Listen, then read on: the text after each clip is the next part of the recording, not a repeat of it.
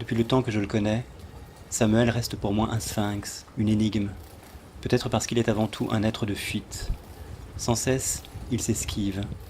Keep your distance. Cette expression le résume à merveille. Je préfère rester discret, me répond-il, un sourire énigmatique aux lèvres, quand je lui pose une question qu'il juge indiscrète. Et il y en a un paquet qu'il juge indiscrète. Son jardin est un vaste secret. Par exemple, on ne sait toujours pas où il habite. On ne le voit que chez l'un ou chez l'autre, pour prendre l'apéro ou pour dîner, puis on sort tous ensemble dans les bars de Belleville et de Ménilmontant. Il n'a jamais invité chez lui quelqu'un de la bande. On sait juste qu'il vit seul, a priori, quelque part à l'est de Paris, du côté des Lilas, de Montreuil ou de Bagnolet. Peut-être dort-il à l'hôtel, on ne sait pas. Je déménage souvent, j'ai toujours été nomade, m'a-t-il dit un jour que je cherchais à en savoir un peu plus sur sa vie.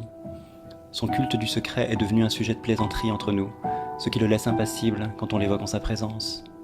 J'aime qu'il préserve ainsi ses zones de silence, et je ne suis pas le seul à envier son exil intérieur. Samuel exerce sur notre petite bande une séduction sans égale, et l'ascendant qu'il a sur nous semble le laisser indifférent.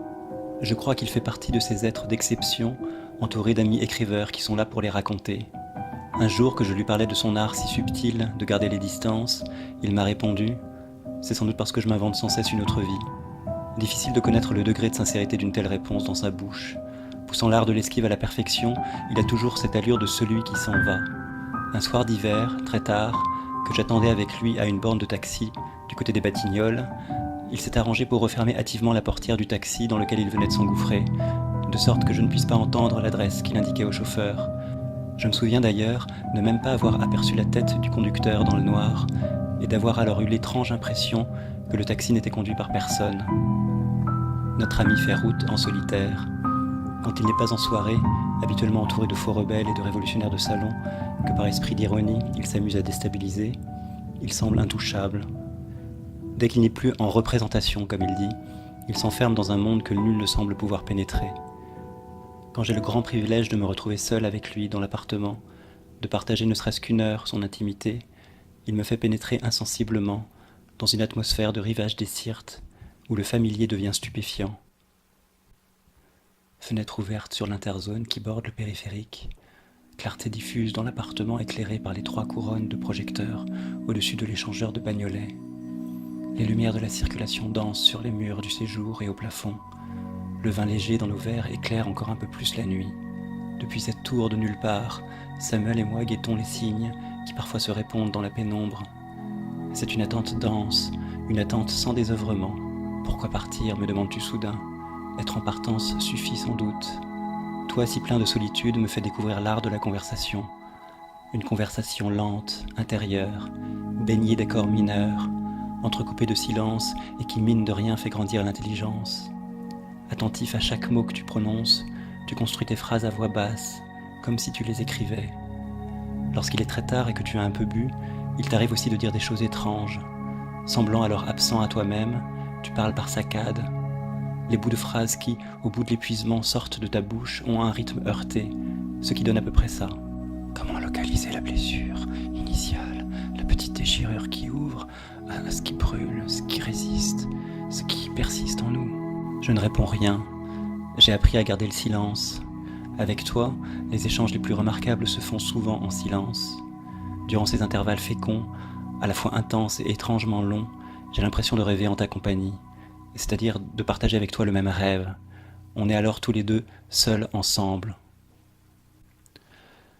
Depuis quelque temps, Samuel tient un discours que je ne lui connaissais pas, un discours convenu qui a tendance à m'agacer. Lui qui remettait en cause le système jusqu'à la rage, lui si proche d'une vision de gauche du monde, adopte désormais sur certains points précis un point de vue proche du libéralisme économique, notamment lorsqu'il parle du mal français, concept cher à la droite depuis plus de 40 ans. Comme beaucoup, il estime que les Français ne s'aiment pas assez, que le reste du monde les fait constamment flipper. La pensée dominante semble lui avoir grignoté une partie du cerveau. Un sentiment de honte perdure dans ce pays depuis la défaite de 40, m'explique-t-il encore une fois. C'est insidieux, ça se passe de façon souterraine. Regarde, à la radio, à la télévision, dans les journaux, ça discutaille à l'infini. Beaucoup de Français veulent que plus rien ne bouge. Les plus grands mondes prêts à se battre pour une liberté plus grande. Ils sont si déprimés qu'un bonheur simple, un bonheur sans arrière-pensée, ne semble plus possible pour eux. Alors faudrait qu'on ait le courage de fuir ce pays devenu si mesquin et si étriqué. Ça serait notre petit héroïsme à nous, de s'extraire de toute cette terre grasse et lourde qui nous colle au basque depuis si longtemps.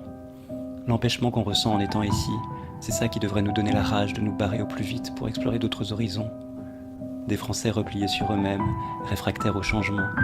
Quand je lui fais remarquer la proximité de certains de ses propos avec ceux des libéraux, il finit par me dire, légèrement hésitant mais gardant son sourire moqueur, « Va savoir, peut-être qu'avec le temps je suis devenu plus accommodant avec les idées d'en face. » Après un silence, il ajoute, « Désormais j'essaie aussi d'échapper à tout dogmatisme.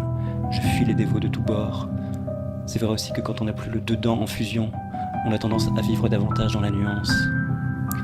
Sans doute pour ça que je barbote maintenant comme je peux entre deux pôles. La voie est étroite car la connerie est grande des deux côtés. » Comme d'habitude, Samuel aime conclure par une pirouette. Il a gardé son esprit sarcastique, qui chez certains passe pour de l'arrogance. Mais je pense qu'au fond, il n'a pas tant changé que ça, mon ami. C'est juste qu'avec le temps, on perd quelques plumes, la rage initiale disparaît, et l'on passe tout doucement de la nostalgie à la mélancolie.